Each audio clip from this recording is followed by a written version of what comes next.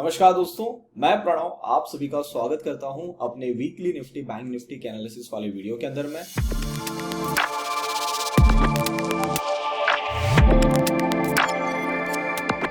स्वागत है आप सभी का हमारे चैनल में जिसका नाम है ओपुलेंसिया लर्निंग। पिछले हफ्ते मैं आप सभी लोगों के सामने आया था, उसके अंदर हम लोगों ने डिस्कशन किया था कि मार्केट जिस प्रकार का स्ट्रक्चर बना के यहाँ काम कर रहा है, हाई पॉसिबिलिटी मुझे लग रही है कि मार्केट इस हफ्ते भी एक साइडवेज टू नेगेटिव टोन के साथ में काम कर सकता है।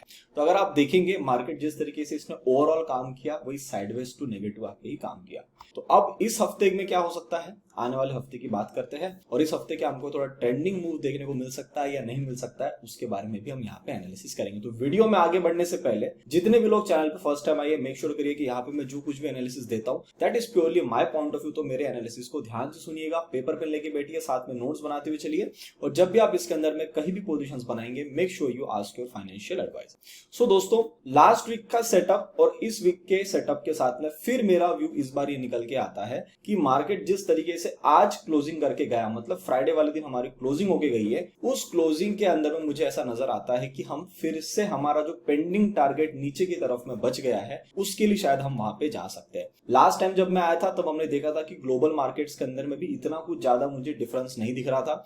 ऑलमोस्ट वो एक थोड़ा नेगेटिव से फ्लैट टेरिटरी के अंदर में मेजरली काम करते हुए दिख रहे थे। तो अब इस हफ्ते इन्होंने क्या परफॉर्मेंस दिया है वो एक बार देख लेंगे और फिर हमारा भी उसके साथ में कहीं मैच होता है या नहीं उसको मैच करने की कोशिश करेंगे। दूसरी चीज हम डेटा देख लेंगे एफआई क्लाइंट्स प्रो का, तो उनके डेटा में भी सेम चीज हमको देखने को मिलती है तो कहीं ना कहीं हमारा व्यू फिर से इस बार मैच हो सकता है। अभी तक कंफर्मेशन नहीं है तो पहले हम चार्ट पे चलते हैं, सारी चीजें देख लेते हैं और फिर मैं आपको मेरा समरी बताऊंगा। तो यहाँ हम आ गए अब मेरा सेक्टर वाले चार्ट के अंदर में। सेक्टर के अंदर में हम आप देखेंगे तो यहाँ पे ऑटो सेक्टर दिख रहा है टोटली साइडवेज, तो कोई दिक्कत नहीं है। एनर्जी चल रहा था साइडवेज था, अब एक दो कैंडल नीचे बना है, थोड़ा सा और नेगेटिव रह सकता है। आईटी ये भी पूरा साइडवेज ही है, फार्मा ये भी पूरा साइडवेज है। पीएसयू बैंक इसने एक कैंडल ऊपर निकालने की कोशिश करा, निफ्टी के साथ ये भी थोड़ा नीचे आ गया, तो ओवरऑल ये भी साइडवेज हो गया। इंफ्रा ये भी साइडवेज ही दिख रहा है। फिर निफ्टी देखते तो फिर निफ्टी ऊपर गई वापस नीचे आ गया, मतलब ओवरऑल एक साइडवेज रेंज के अंदर में ही है।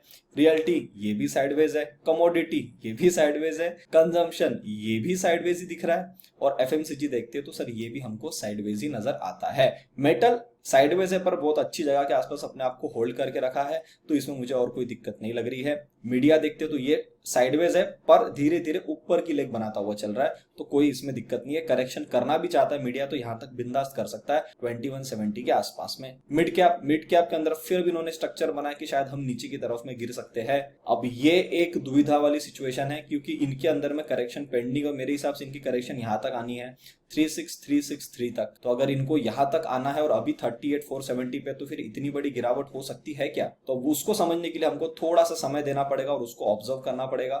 स्मॉल कैप इसमें भी ऑलमोस्ट टारगेट पूरा करके यहाँ पे भी ये रुका हुआ है। जूनियर ये भी यहीं पे साइडवेज सा काम कर रहा है, 44,087 के आसपास में लेवल है, अपना एक साइडवेज टेरिटरी के साथ में काम चल रहा है, तो इसमें भी मुझे कुछ अलग चीज नहीं दिख रही है। अब हम चलते हैं डॉलर इंडेक्स पे। अब हम डॉलर इंडेक्स को देखते हैं तो डॉलर इंडेक्स के अंदर में हमको ये दिख रहा है कि डॉलर इंडेक्स एक बार यहां से जहां इसको नीचे आना चाहिए, ये थोड़ा सा इसने एक आध दिन का जो मूव है वो एक्सटेंड किया है, तो इसमें भी इतनी कुछ दिक्कत नहीं है। इंडियन रुपी फिलहाल स्ट्रांग है तो ये भी ठीक ठाक ही दिख रहा है। ऑयल को यहां से बराबर रिजेक्शन लेना था, ये हमारे सेटअप के साथ में चल रहा है तो इसमें कोई दिक्कत नहीं है। टैक्स ये देखो, ये इसके अंदर मैंने बात किया था, इन्होंने अपने को सपोर्ट किया है पर ये ज्यादा यहां से नीचे गिर जाएंगे इसकी पॉसिबिलिटी मुझे थोड़ी कम लग रही है। तो हो सकता है कि ये वाला जो लो है इसके नीचे थोड़ा सा काटने की कोशिश करे, 15,540 के पास में डैक्स आ सकता है। नास्डैक ये भी फिलहाल साइडवेज से स्ट्रक्चर के साथ में है, कुछ भी मुझे और अलग सी चीज यहाँ पे नजर नहीं आती है और यहां से अगर कोई एक्सटेंड करना चाहता है करेक्शन तो इस लो के नीचे थोड़ा सा आ सकता है 14,550 के नीचे।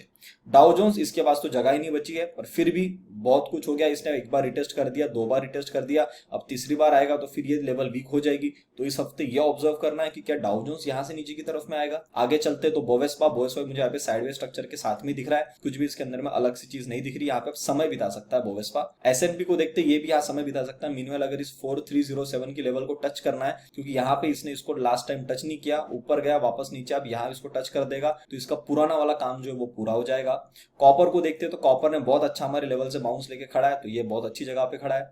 रसेल इसमें भी ज्यादा गिरने की जगह नहीं है, फाइनल इसका लेवल यही आता है 1820, इसके नीचे जाएगा तो पूरा स्ट्रक्चर फिर ये खराब कर देगा। विक्स देखते हैं तो इतनी गिरावट हो गई, सब कुछ हो गया, विक्स हमारा 12 पे, जबकि इसको आना चाहिए था 14, 13.5, 14 यहाँ तक आ जाना चाहिए था, पर यहाँ पे नहीं आके यही पे। तो अब लोग, मुझे समझ में नहीं आ रहा कि लोगों को क्या फियर दिख रहा है। ऐसा नहीं कि अगले हफ्ते ये बढ़ नहीं सकता, बढ़ सकता है और लोगों के जो मैसेजेस है, लोगों के जो व्यू है कि सब कुछ खराब हो गया, मार्केट अब बहुत ही बड़े फॉल के अंदर में जाने वाला है, तो सर फियर इंडेक्स क्यों नहीं बढ़ रहा है? विक्स देखते बाहर का, ये भी वही के वही खड़ा है, इसमें भी कोई दिक्कत नहीं है। निक्काई ये अपने लेवल के आसपास ही खड़ा है, इसमें भी कोई दिक्कत नहीं है। गोल्ड ऑलमोस्ट टारगेट छूते छूते रह गया 1876 का, अब ये जाना चाहता है तो सर अभी भी जा सकता है नीचे की तरफ में, नहीं जाना चाहता तो यही से रिवर्स ले लेगा ये। सिल्वर, इसको भी यहां तक आ जाना चाहिए था 21.7, अब ये भी देखो ना गिरने को रेडी नहीं, नीचे दिखाते हैं पर गिरने को रेडी नहीं है। तो अभी इस हफ्ते क्या करता है मूव, ये हमको देखने को मिलेगा। तो ओवरऑल दोस्तों, जब हमने बाकी सारे अभी इंडेक्स देखे बाहर के, हमारे जितने भी सेक्टर्स थे उनको देखा, तो हमारे सेक्टर सब बोल रहे हैं कि हम थोड़ा सा साइडवेज के साथ में काम कर सकते हैं।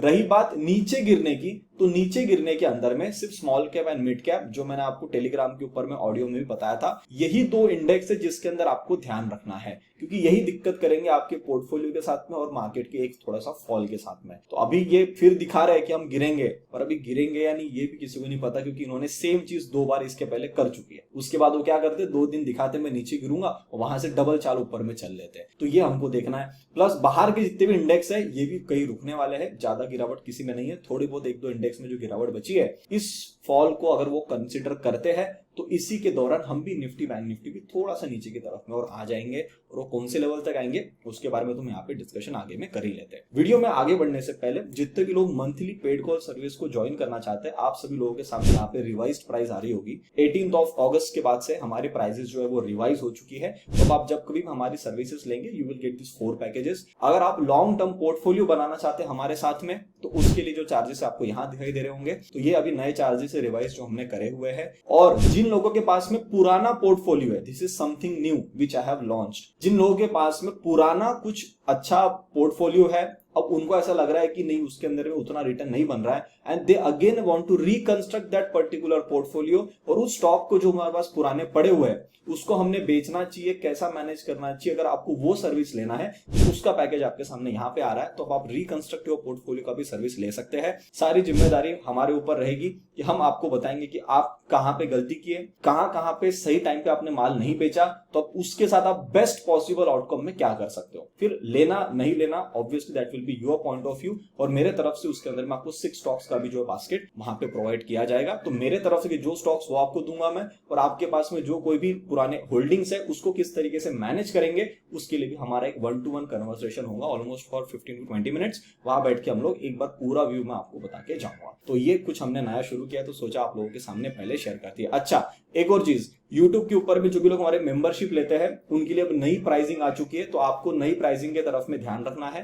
तो नई प्राइसिंग जो है वो आपके सामने यहाँ पे आ रही होगी, तो आप यहाँ देख सकते हैं। तो ये अब प्राइसिंग आपको देना है। प्रीमियम एनालिसिस जहां पे लिखा होगा पुरानी प्राइसिंग, उसको आपको सब्सक्राइब नहीं करना है। डेली एनालिसिस अपडेटेड वाला जो उसके ऊपर आपको सब्सक्राइब करना है। तो जो पुराने कस्टमर है, अगर उनको अभी तक नहीं पता था, वो देख पा रहे थे कि वीडियो नहीं आ रहा है, उनके लिए फिर एक बार रिमाइंडर डाल दे रहा हूं कि आपको चेंज लेवल पे जाना है। अपने चैनल पे जाएंगे, सी पर्क्स में जाएंगे, चेंज द लेवल पे क्लिक करेंगे, तो वहां पे जो एक्स्ट्रा अमाउंट जो बढ़ा हुआ है फीस, बस आपको उतना पे करना है, और पुराना अमाउंट जो आपका वो कंसिडर वैसे किया जाएगा। करेक्ट। तो ये कुछ नई चीजें थी, तो सोचा आप लोगों के सामने शेयर कर लूं। अब हम चलते हैं डेटा के ऊपर में, और डेटा के बारे में एक बार देख लेते हैं कि इस बार के डेटा में क्या चेंजेस दिखे में आए हैं। ये जो गिरावट बनी है, जो ऊपर से नीचे आया, कुछ बड़ा एकदम से बड़े क्वांटिटी के साथ में शॉर्ट आया है या बस ऐसा छोटा मोटा ही शॉर्ट आया, तो उसको देखने के लिए डेटा पे आइए। सर ये हमारा टेलीग्राम हैंडल है, टेलीग्राम हैंडल पे आपको डेटा देखने को मिल जाएगा। यहाँ पे मैंने डेटा डाला है प्रो। सबसे पहले प्रो ने क्या किया है, प्रो ने लॉन्ग बढ़ाया है, और इन्होंने शॉर्ट्स जितने ड्रास्टिकली बढ़ाए थे इन्होंने शॉर्ट्स पूरे कम कर दिए। तो 2 दिन में जो मार्केट ऊपर गया था, इनको लगा मार्केट ऊपर बढ़ना चालू होगा,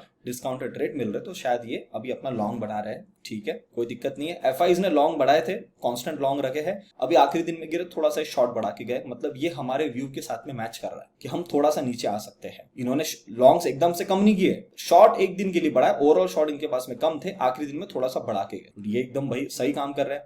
क्लाइंट्स के पास में ओवरऑल इन्होंने लॉन्ग कम किया, आखिरी दिन हल्का सा लॉन्ग लेके गए, और शॉर्ट्स इनके पास है नहीं। तो सर अगर ये इस हफ्ते के दौरान हमारा मार्केट थोड़ा सा नीचे आता है, तो ये लोग और प्रोस थोड़ा सा ट्रैप हो सकते हैं।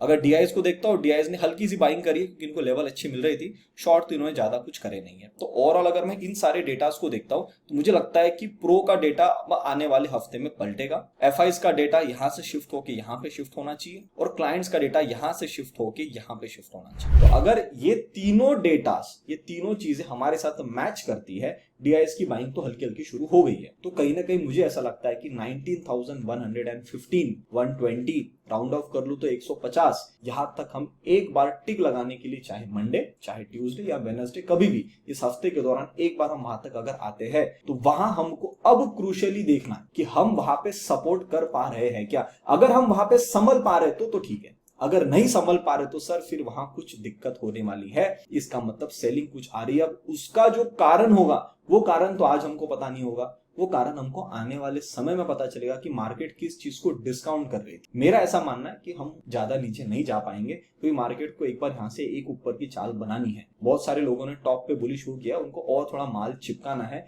और इतना कुछ यूफोरिया नहीं है कि बहुत अच्छी न्यूज चल रही है, आजू बाजू में सब कुछ थोड़ा सा नेगेटिव ही चल रहा है। तो ये जब तक पॉजिटिव में कन्वर्ट नहीं होगा तब तक टॉप लगना मेरे हिसाब से थोड़ी सी दिक्कत वाली बात है। ठीक है, तो मैंने आपको मेरा एक व्यू बता दिया। अब हम चार्ट पे चलते हैं और एक बार निफ्टी बैंक निफ्टी को देख लेते हैं। बाकी सारा व्यू तो हमारा सेम है। निफ्टी बैंक निफ्टी का चार्ट यहाँ पे मैं आपके सामने लगा लेता हूँ। निफ्टी ये आगे आपके सामने निफ्टी का चार्ट। निफ्टी के अंदर में क्या हुआ है सर, ये कुछ कारोबार नहीं। अगर आप यहाँ देखेंगे, यहाँ पे आपके सामने में गया था लास्ट सैटरडे को मिलके, ये 3 दिन हम साइडवेज रहे, एक दिन ऊपर खुले, नीचे गिर गए, वापस नीचे आ गए, तो साइडवेज टू नेगेटिव। अब फिर वही बात, कहां तक हम ज्यादा गिर सकते हैं, यहां तक 19,115। इसके नीचे तो जाना ही नहीं चाहिए as per my view. As per my view यानी मेरा बुलिश व्यू के साथ। अगर मैं बैंक निफ्टी को देखता हूं, बैंक निफ्टी ने क्या किया, यहाँ से चाल अच्छी बनाई, डबल बॉटम फॉर्मेशन यहाँ बन रहा था, मैंने आप लोगों को बता के गया था पहले ही। तो ये जो स्ट्रक्चर था ये किसने पूरा किया, ऊपर तक एक लगा, 45,000 तक जाना था। डेली एनालिसिस वाले मेंबर सब कुछ जानते हैं। तो यहाँ पे इन्होंने लगा कि यहां से एक बार नीचे की तरफ में आया, अब यहाँ पे हल्का सा करेक्शन कर रहा है। कोई इसमें दिक्कत परेशानी वाली बात मुझे यहाँ पे नहीं नजर आती। अब ये अगर निफ्टी नीचे आता है तो बैंक निफ्टी कहां तक आ सकता है, इस बार इस लेवल को फिर से रिटेस्ट कर सकता है। 43,750, 43,800, यहां तक ये वापस से आराम से इस हफ्ते के दौरान आ सकता है।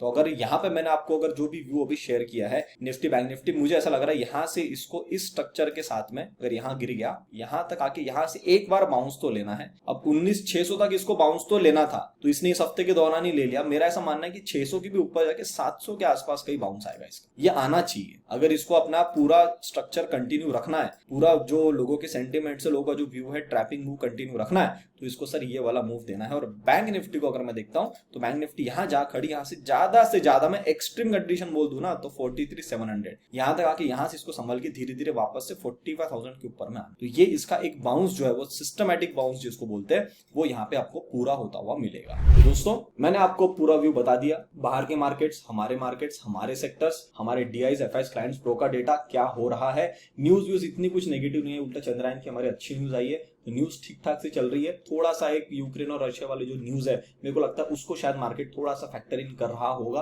कि उन्होंने अभी अटैक वगैरह कर दिया, तो एकदम से आप भाग नहीं सकते ऊपर की तरफ में। भागने के लिए आपको थोड़ा सा किसी न किसी एक पॉजिटिव न्यूज का सपोर्ट चाहिए होगा। तो अब मार्केट वो सपोर्ट का वेट कर रही है, वो न्यूज का वेट कर रही है। देखो ये तो मार्केट जब करेगी तब पता चलेगा, अभी तो हमको पता नहीं चलेगा, बट फिर भी हम आपको एक बैक ऑफ द माइंड एक चीज बता के रख रहा हूं, अगर आपको इस जगह पे आके कहीं सपोर्ट बनता हो मिले, उसको अंडर एस्टिमेट मत करना।